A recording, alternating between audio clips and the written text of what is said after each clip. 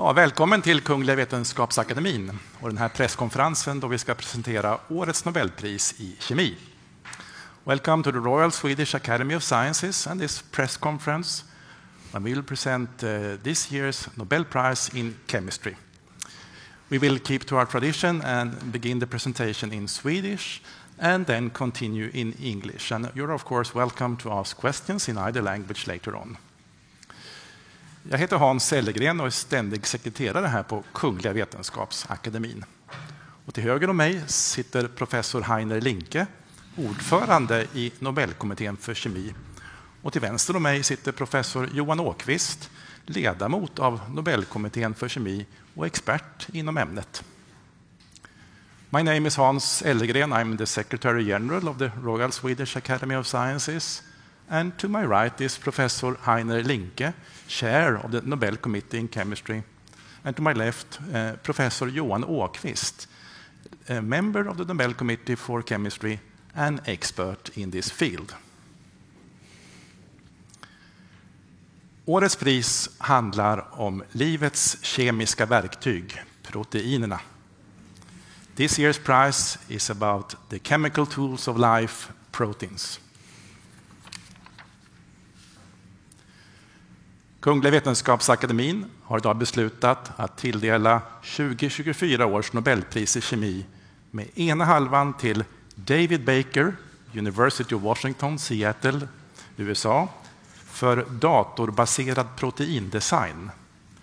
Och andra halvan gemensamt till Demis Hassabis och John Jumper, Google DeepMind, Storbritannien, för proteinstrukturprediktion. The Royal Swedish Academy of Sciences has today decided to award the 2024 Nobel Prize in Chemistry with one half to David Baker, University of Washington, USA, for computational protein design, and the other half jointly to Demis Hassabis and John Jumper, Google DeepMind, United Kingdom, for protein structure prediction. Professor Heiner Linke will now give us a short summary in English. Please, Heiner. We have a great prize for you today. Proteins are the molecules that enable life. Proteins are building blocks that form bones, skin, hair, and tissue. Proteins are motors that power our muscles.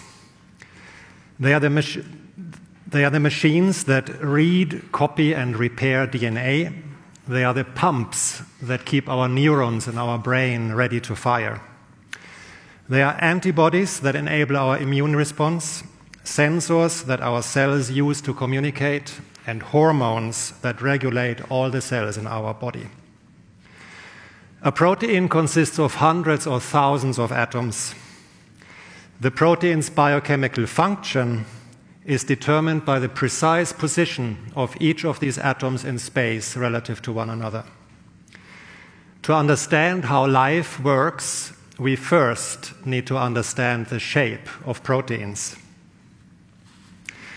Therefore, it has long been a dream to learn to predict the three-dimensional structure of proteins from knowing their amino acid sequence, which is encoded in the DNA. For several decades, this was considered impossible.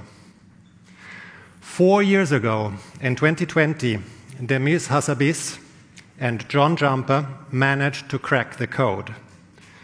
With skillful use of artificial intelligence, they made it possible to predict the complex structure of essentially any known protein in nature.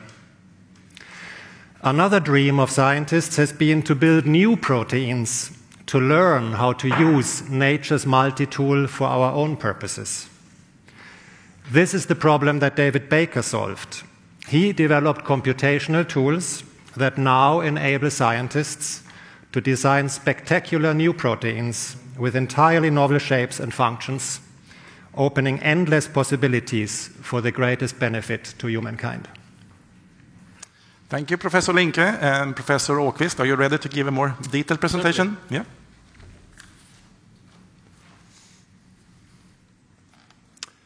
So proteins, they are strings of amino acid molecules. And these strings, what they do is that they fold themselves up into complicated patterns in three-dimensional space. So here we see the structure of a small protein with all its atoms depicted. Now, this is difficult to understand, so we use these simplified representations with ribbons and arrows to show how this chain is folded in space. Now, the most remarkable thing here is that this three-dimensional shape is actually encoded in the sequence of amino acids. So this was the subject of the 1972 Nobel Prize in Chemistry to Christian Anfinsen, who made this discovery.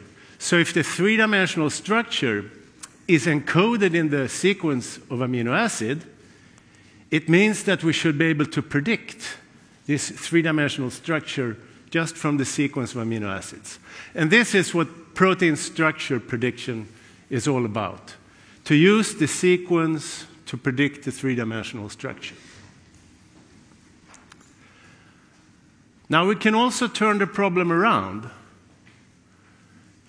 and ask, if I draw a structure here, what would be the amino acid sequence that would give this structure? For example, I could draw a structure that nobody had ever seen before, a completely new protein, and then try to find a sequence that would give this protein.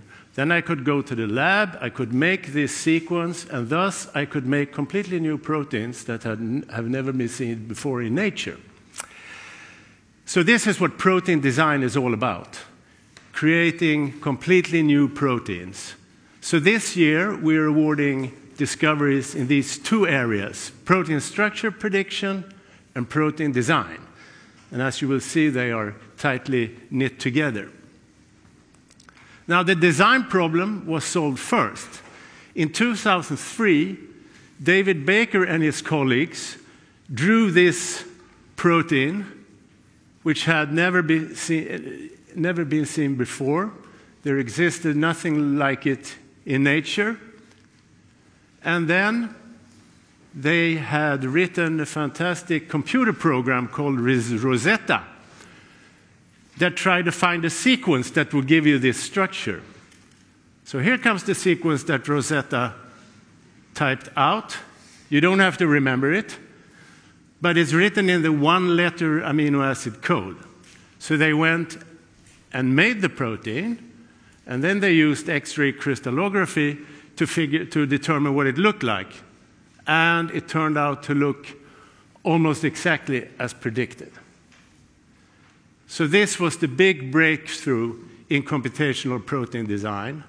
And the Rosetta program basically works by picking shorter fragments from a database and piecing them together, optimizing their sequence and their structure. And this was the proof that protein design, computational protein design, really worked. Since then, the applications have been very many, and David Baker opened up a completely new world of protein structures that we had never seen before. Here you see some examples of the very many that have been published. You see, for example, inhibitors of the COVID virus spike protein, these yellow things to the upper left. He designed a fentanyl sensor that will allow you to detect fentanyl in the environment. He has made nanomaterials, also for the purpose of vaccine development.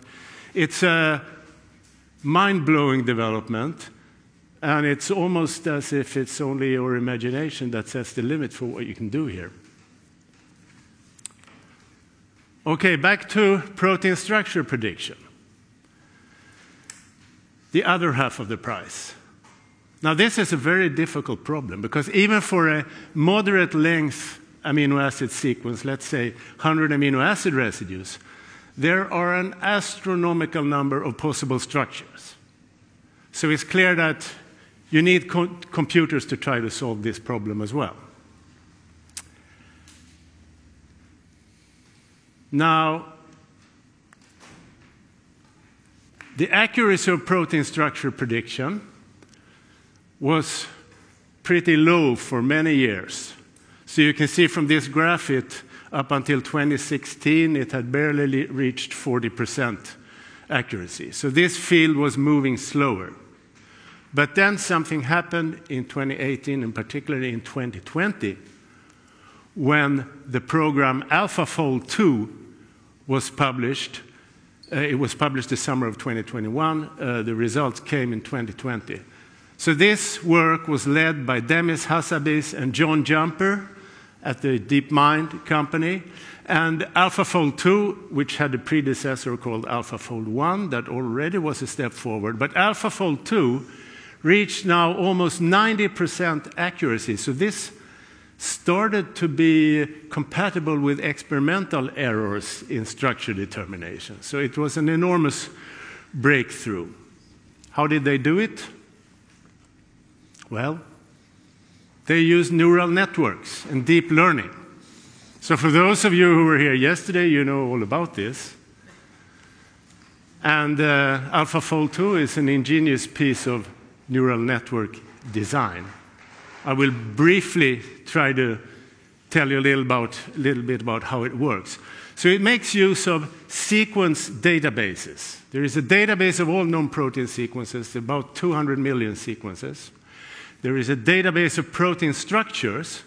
Those are only about 200,000 today. But the program is trained on these databases, and you give it an input sequence, and then the program does, or the network does two things. It creates an alignment of similar sequences from different species, for example. And these could be thousands of similar sequences that it finds in the database. Now, what it does, it looks for correlations in these sequences. So if you have a mutation in one position, maybe it's correlated with a mutation in another position. And from this information, it can make a distance map, as we see in the lower picture here, which basically tells you how close are two amino acids to each other in space. So the sequence alignment contains information about such distances. And then these two objects, they update each other continuously as the network does its job until it comes up with a final distance map. And then the program uses an ingenious method to convert this distance map to a three-dimensional structure with 90% accuracy. So protein structure prediction with AlphaFold 2 caused a complete revolution in structural biochemistry. It has over 2 million users at present. And the AlphaFold team immediately made a database with predicted structures for all the 200 million sequences that we know today. So this is a fantastic resource for biochemical and biological research. So there have been numerous applications of AlphaFold. You can, for example, mine this database for new enzymes that, for example, degrade plastics. You can also use AlphaFold for solving huge structures. So the one you see on the right here is one of the largest molecular structures known in biology. It contains over 1,000 proteins. So they could solve this structure by combining AlphaFold with electron microscopy data.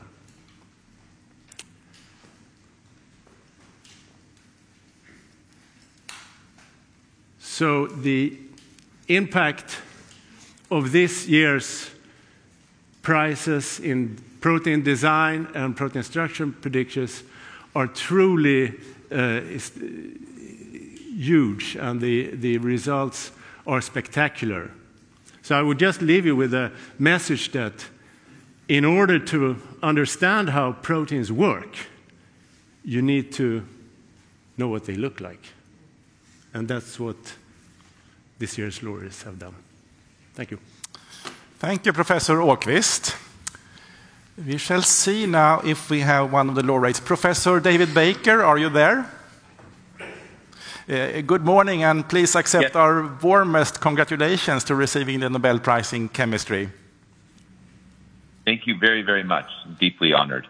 I must ask, how do you feel right now? Very excited and very honored. Yeah, I think that's very well deserved, actually. I'm sitting here in this beautiful session hall of the Royal Swedish Academy of Sciences, and here at this press conference there are many interested journalists, both from the Swedish and the international press. Would you be ready to take some questions from them? Yes, I'd be happy to. Sveriges Television. Thank you. My warmest congratulations to your achievements and to this year's Nobel Prize. My name is Susan Ritz and I work for Swedish Television, and I know our viewers are really excited about how you cracked the code of creating new protein and what inspired you to pursue this truly groundbreaking research. Well, I stood on the shoulders of giants.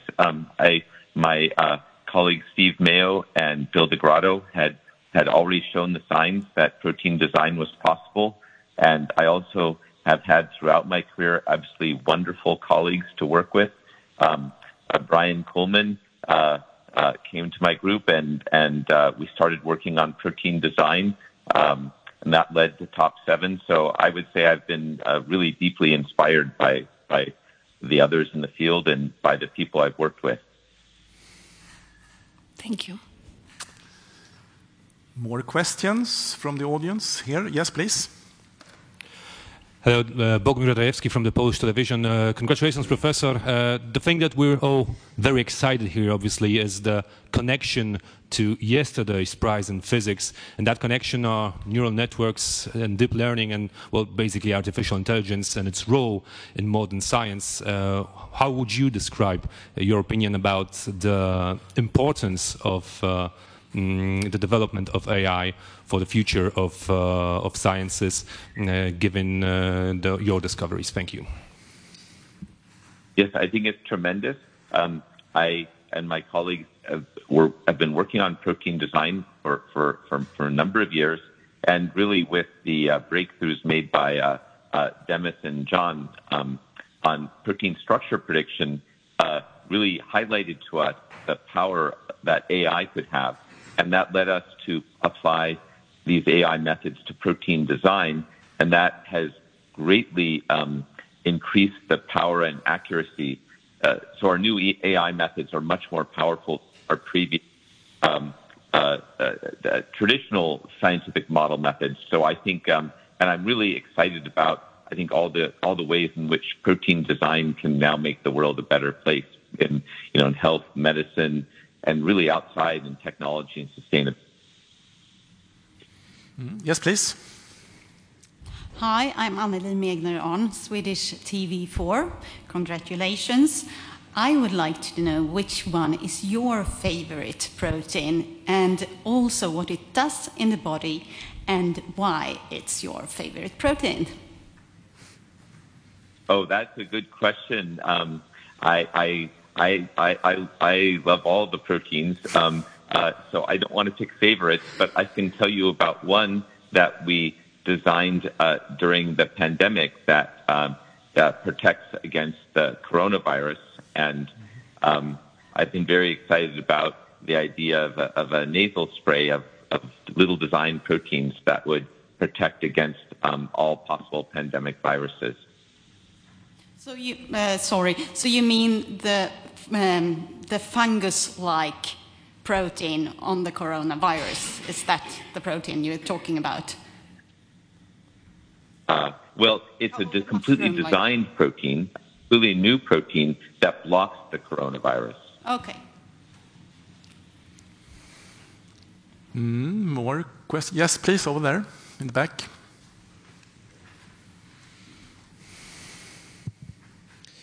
Hello, Paul Rees from Al Jazeera English. Many congratulations. Could you just set the scene for us? What were you doing when you got the call, and how did it change your day? Well, I was sleeping when the phone rang, and I answered the phone, and I heard the announcement, and then my wife began screaming very loudly, so I couldn't really hear very well, and the very nice person who was talking to me told me to go somewhere where I could actually listen, and I think it was very, very exciting, and I think it's turning out to be quite a unique, special day. Any further questions? I was wondering, when you actually broke the code, what was your feeling at that time? I think it happened over. It really happened over many years when Brian Coleman, working with me, was able to design the first protein. We kind of imagined that was just designing a protein structure. It didn't have any function, and we sort of imagined what could be possible. And then really over the last 20 years, we've been able to design proteins with more and more complex and powerful functions that can do so many different things. And as we got better and better at that, then the scope of applications became more and more exciting. So it's been sort of this huge opening up of possibilities, because the proteins in nature do so many different things. They mediate all the processes in our bodies and in all living things. And we sort of glimpsed at the beginning that it might be possible to create a whole new world of proteins that could address a lot of the problems faced by humans in the 21st century. And now it's becoming possible as we're able to design proteins that can help in so many different areas.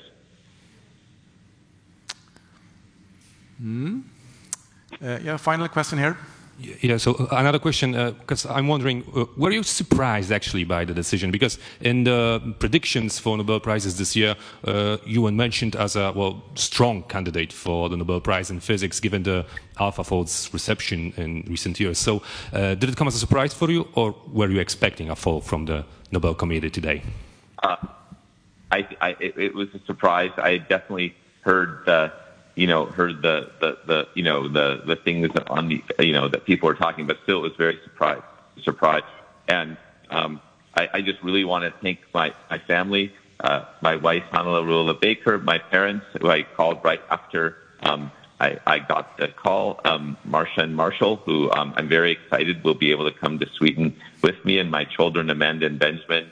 And I also want to thank all the amazing people that I'm working with now, and the amazing people I've worked with over the years who really, did all this work and made it all possible, and have been sort of fulfilling the dream of what's possible with protein design. Okay, this seems to be the last question from the press for you, Professor Baker. Thank you. And once again, our warmest congratulations to you. And we look forward to meet you here in Stockholm in December for the prize ceremony. Thank you very, very much. I'm deeply honored. So let's move on to more questions about the chemistry prize or the research involved, or if you want to ask questions to the committee about their work. And again, you can ask questions in either English or Swedish.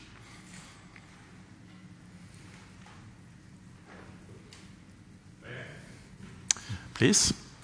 Yeah, it's me again, sorry. But I'm actually wondering, given yesterday's announcement in physics and the decision to award that prize to research that's connected to neural networks and machine learning, did you take that into consideration today in the morning when making the final decision about the Nobel Prize in Chemistry in any way? Professor Linke? So thanks for that question. Each Nobel Prize needs to stand completely on its own feet, both today and perhaps in particular in the eyes of history looking back. So that is the main consideration. And today's prize is really about a breakthrough in biochemistry. It's the making the connection in both ways between amino acid sequence and protein structure, which then is related to protein function, has been defined. That was actually called a grand challenge in chemistry, and in particular in biochemistry, for decades. So it's that breakthrough that gets awarded today.